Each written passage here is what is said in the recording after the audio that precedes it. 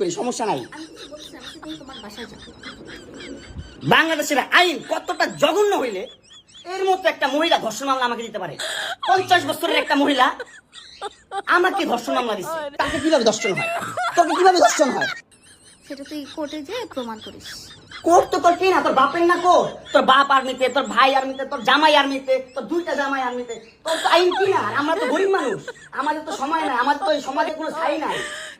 আমরা তো সমাজের ময়লা আবর্জনা, আমরা এই সমাজে।